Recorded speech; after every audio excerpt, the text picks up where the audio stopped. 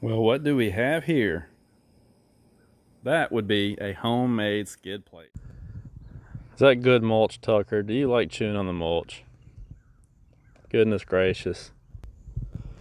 Yeah, guys, so this new Quadratec QRC bumper has been working out fantastic.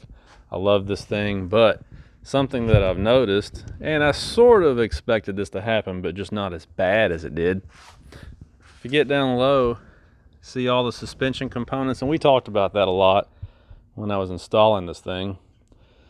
But basically, you're obviously adding weight when you put one of these bumpers on, but you're also drastically affecting the aero package. Now, obviously, the engineers at FCA, they put these things in the wind tunnel. They do a lot of testing, a lot of computer-aided design, you know, and they get this thing to the point where it's pretty slippery and it cuts through the air pretty well, considering that it's shaped like a brick.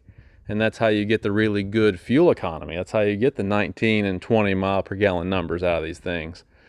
But when you put one of these bumpers on here, you throw all that out the window. So now this aero package that was over here is all gone. The big scoop underneath the bumper that deflected the air around the suspension components, that's gone. And now you've got this heavy block of steel that doesn't really have any aero design to it at all. And so the result is that my fuel economy basically went right in the trash. In fact, the gas mileage is so bad now that I've got factory wheels and factory Rubicon tires on this thing, and it's getting less miles per gallon now than it did when I had the 35-inch mud tires on here in the factory bumper. That's how much this thing has affected it. I can't seem to get out of the 16s now. I can't even get a 17 mile per gallon tank out of this thing, even if I spend a good amount of time out on the highway. It's just terrible. And, you know, a lot of people say, well, you bought a Jeep, you don't care about gas mileage if you buy a Jeep. We're not going to go through that again. That's stupid. Anybody should care about gas mileage. It doesn't matter what you drive, you should care about gas mileage, because gas equals money. Money for groceries, money for Jeep parts, money for whatever else. You don't want to spend any more money at the gas pump than you have to. So everybody should care about gas mileage. Anyway, it is a little bit of a problem for me. So what I'm going to do is I'm going to try and fabricate some pieces that somewhat resemble the factory pieces. And I'm going to start with this lower scoop that was here from the factory, because obviously that one's pushing air underneath the axle, underneath all the suspension components, and it's keeping all that stuff up in there from being a big wind drag, basically. So I bought some steel sheeting yesterday, and my dad's helping me out on this project because he's good at fabricating stuff, and we're going to try and bend it kind of in a curvature here that we can bolt up underneath the bumper, get some more aero underneath the bumper. I'm thinking about trying to fill in these gaps here on the corners, but I don't know if I'm going to do that or not. Don't know how much of a difference that would really make. We're going to try this scoop here first on the bottom and just see what happens. But at the moment, I'm having to go round up my dog because he just took off for some reason.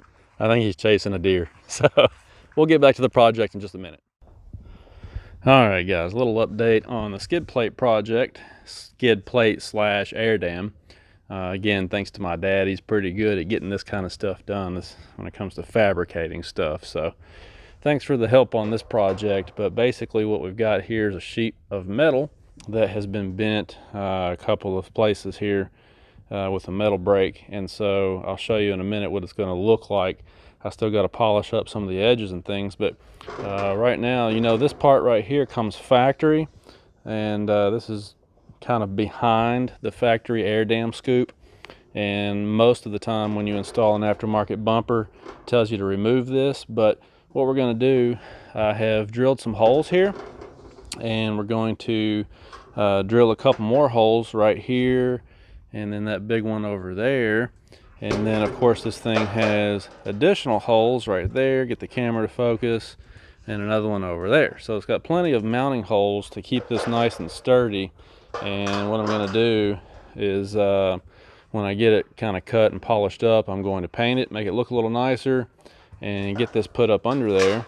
And it's going to cover up all of those suspension components, the differential, drag link, tie rods, all that kind of stuff that's exposed. Well, hey there, Dixie. And it's also dragging wind, causing a lot of wind drag going down the road. Hopefully this thing will not only protect that stuff, but deflect some of the wind around it. So it should keep a lot of the road salt and stuff off my suspension joints and connections and linkages, and it should maybe help a little bit with gas mileage as well. So that's kind of what's going on here. So got to drill a couple more holes, and then I'm going to do some test fitting, see what it looks like. All right, so it got dark and cold on me out here, so I'm going to wrap this up for the day and finish it tomorrow. But I got my holes drilled out where I need them, and I got the piece kind of trimmed up a little bit so that I don't have these real sharp edges. I'm going to do just a little bit more polishing on that, sanding it down, and then tomorrow I'm going to put a nice coat of paint on it. And then we will finally get it up under here, and I'll show you what it looks like. So stay tuned, I'll be back. All right, so it's day 3 working on this project. You don't get a whole lot done when you have to work a full-time job all day. But basically what I got now is the holes are all drilled. I'm starting to put some paint on it. You can see the kind of a hammered finish I'm putting on. I put just 2 light coats on here. I'm trying to do just some real light coats one at a time so that hopefully it'll adhere better.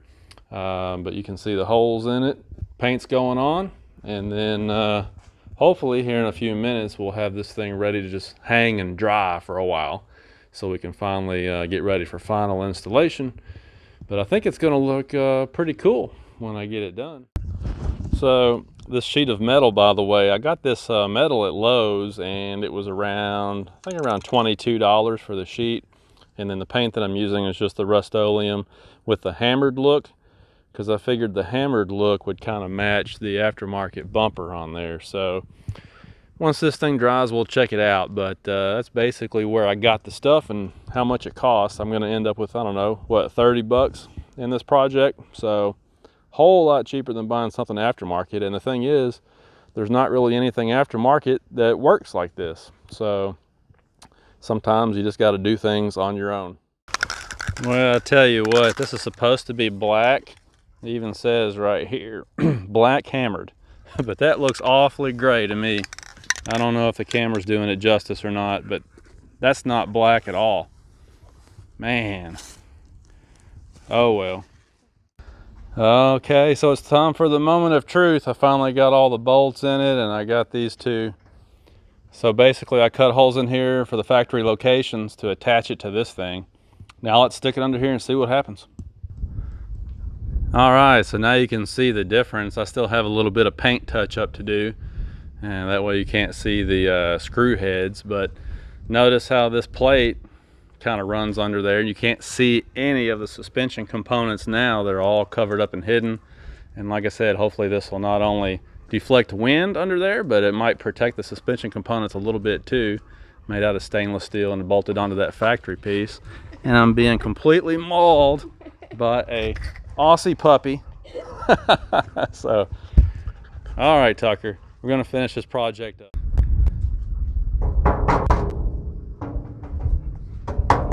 Seems pretty sturdy. Okay guys, so admittedly this is not something that's for everybody. A lot of guys don't care about gas mileage, don't care about getting a better aero, don't care about necessarily protecting all that stuff under there. But like I said, I like to do this kind of thing. It helps, every little bit helps, and it doesn't look all that bad either. So for 30 bucks, homemade project, I'm pretty happy with how it turned out, and hopefully this will work the way that I expect it to, but we won't know that until we do some testing with it. But anyhow, just wanted to show this to you.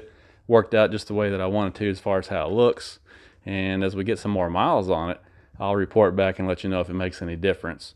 Obviously it's going to make a difference this winter as far as keeping road salt and stuff off there.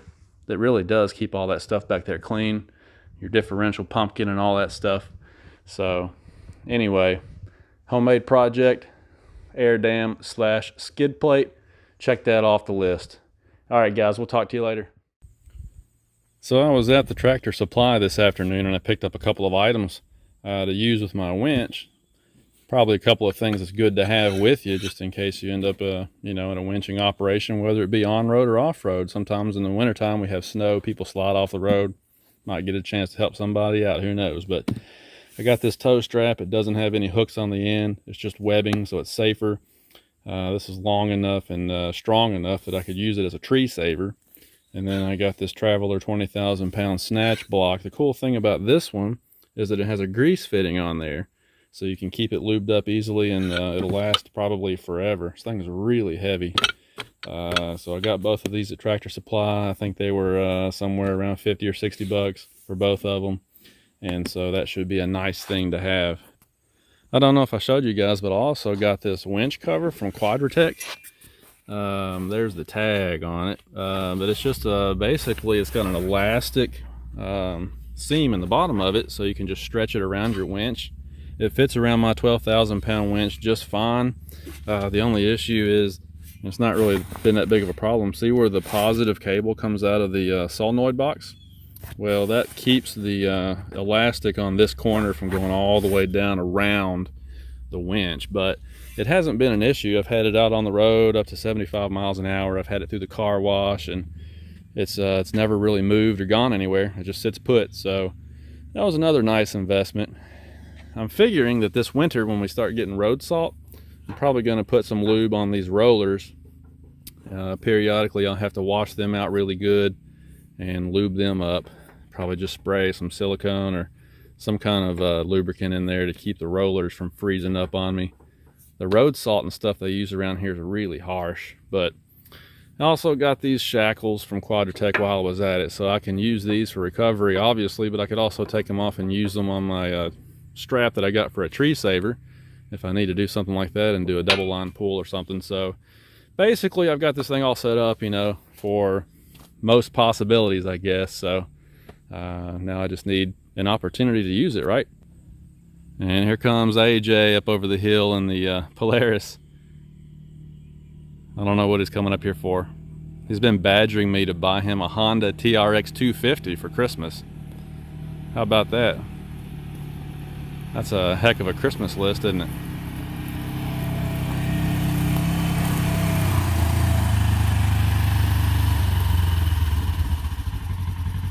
See what he's up to. What's going on? Tucker went down there, so he's right here. Oh, you brought Tucker back? Yeah. He ran down the hill? He's probably following Dixie. He's bred to herd, and he thinks he's supposed to herd Dixie and follow her wherever she goes. Hey, Tucker, you got to stay home, buddy. He got his eye injured by a cat. That's why he's got this cone of shame on right now. What's going on? Did you see that Honda TRX 250? Do you think it would go mudding? Does it have four-wheel drive? No, it's two-wheel drive, but do you think you could still mud it? I bet you could. If you ever got stuck real bad, we could pull you out with something.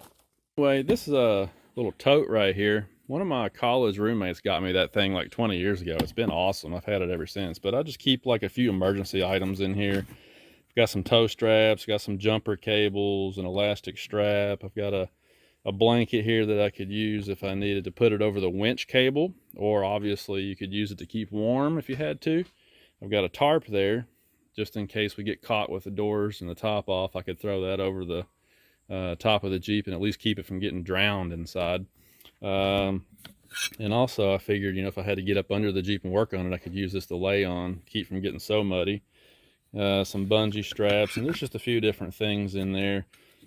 Piece of chain down in there, just some stuff that you might need, some stuff that I have needed at different times throughout the years out on the trail. You never know what you might run into. I also have a small toolbox that I take separately. It's all self-contained in its own little container, so trying to get a little bit prepared. Now I never do any like full-on overlanding, so as far as like things that you would take if you were trying to sustain yourself for a week, I don't need any of that stuff because I'm never gone for a week at a time.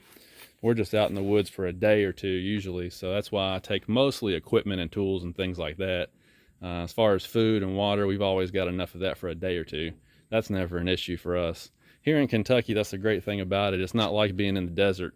You know, we've got water everywhere. You can always find water in Kentucky.